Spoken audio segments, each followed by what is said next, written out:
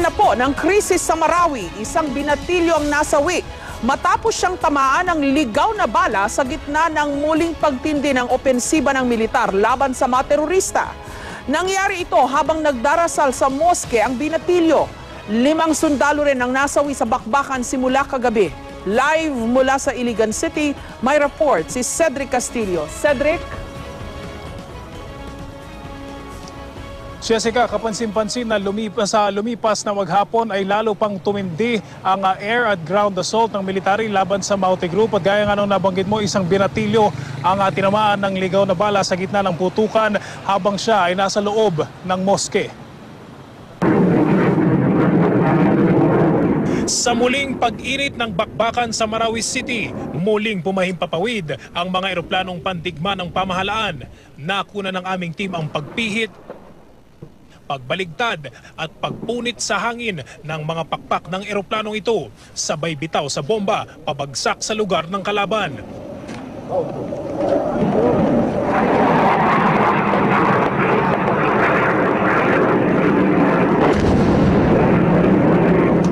Mula sa bintana ng mosking ito sa barangay Datu Saber, kitang-kita ang makapal na usok sa sentro ng bakbakan.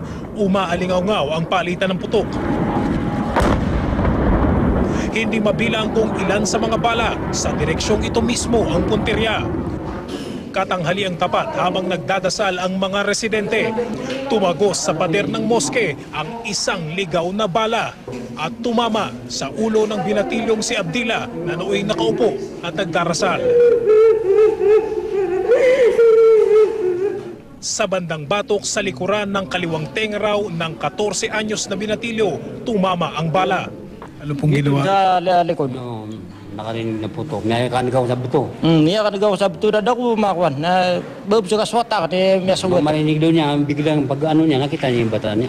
Sa lugar kung saan lumilipad ang bala galing sa kung saang direksyon, hindi raw alam ng ina ni Abdila kung sino ang kanyang dapat nasisihin. Akin miya baka kaya kapakairano na miya kakis kako dun.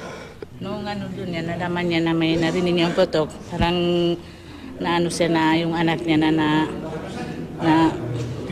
tinamaan.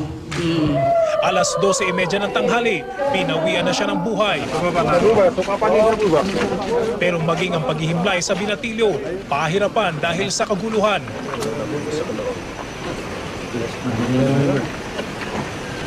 Dumagdag si Abdila sa bilang ng mga sibilyang nasawi sa kaguluhan sa Marawi. Sa pinakahuling tala ng Philippine Army, 45 na ang nasawi mula sa hanay ng gobyerno, habang 138 naman mula sa mga kalaban. Sa gitna ng karahasan, ilan pang menor de edad ang nadamay. Sa Kapin Funeral Home sa Iligan City, isang bangkay ng batang babaeng edad 3 hanggang 4 ang kasamang nakalagak. Ang 9 na buwang gulang na anak ng bakwit na si Rainana nakaligtas man matapos ang pakikipagpatintero nilang mag-ina sa mga bala at bomba. Namatay rin kalaunan dahil sa labis na pagdurumi. Napilitan kasi silang matulog sa Provincial Jail ng Marawi, malapit sa mga bangkay. Pagtitiyak naman ng Armed Forces sa kanilang patuloy na pakikipaglaban, doble ingat daw ang kanilang mga sundalo para hindi madamay ang mga inosenteng sibilyan. We need to rebuild stronger after this. And every Maranao, I guess, understands and realizes that. And everyone, I guess, is willing to contribute, beginning from the local leaders down to the members of the families who have been affected.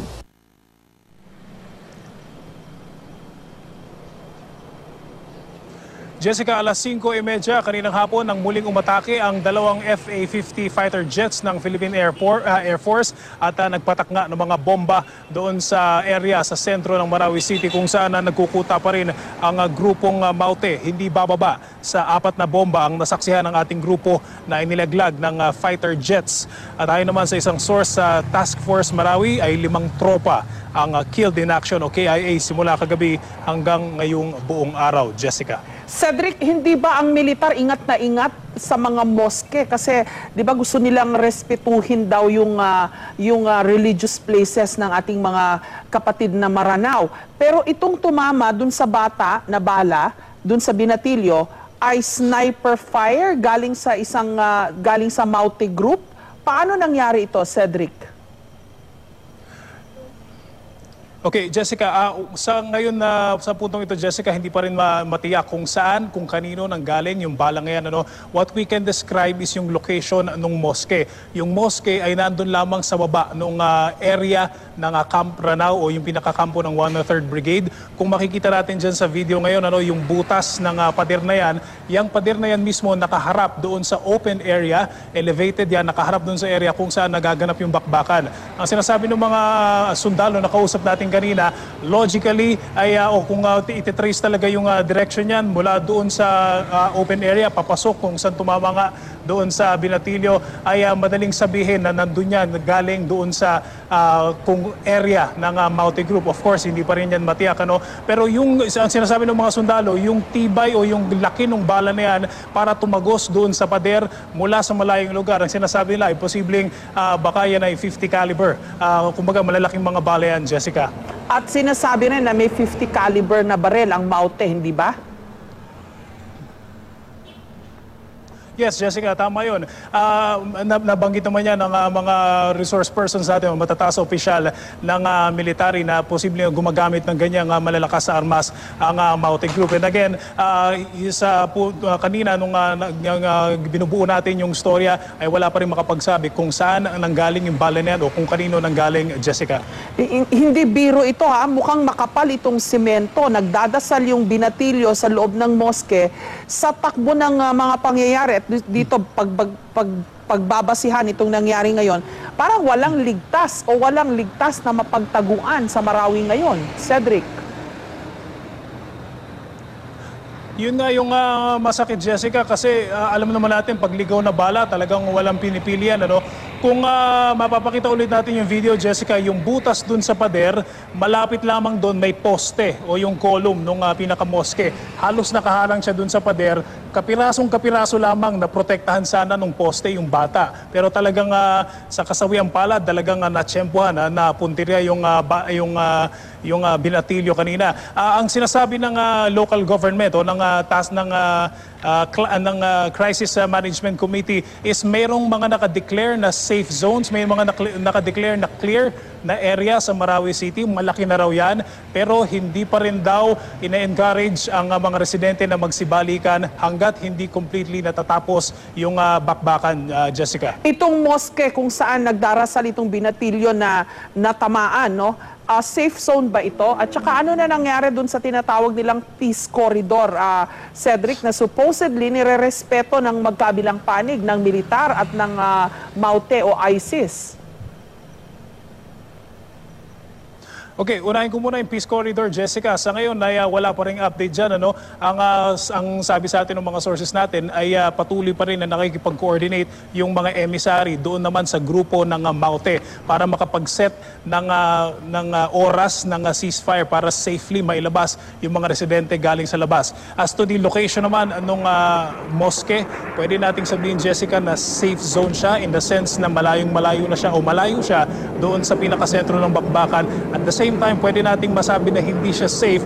Bakit? Kasi malapit na malapit siya sa kampo ng 103rd Brigade na alam naman natin sa ganitong mga warfare ay talagang magnet ng bala yung mga ganyang kampo, Jessica. Siguro mas mabuti pa, wag na lang mag-assume, no? Sabihin na lang danger zones lahat ng lugar sa Marawi kasi heto, may tinamaan ngayong araw na ito. At I think even nung the past days, nung may mga lumilikas dun sa tinatawag na peace corridor, meron pa ring mga casualty dun mga lumilikas, mga lumalangoy, pero wala, may mga tinamaan pa rin ng mga sniper. So, better siguro, Cedric, na wag na lang mag-assume, no?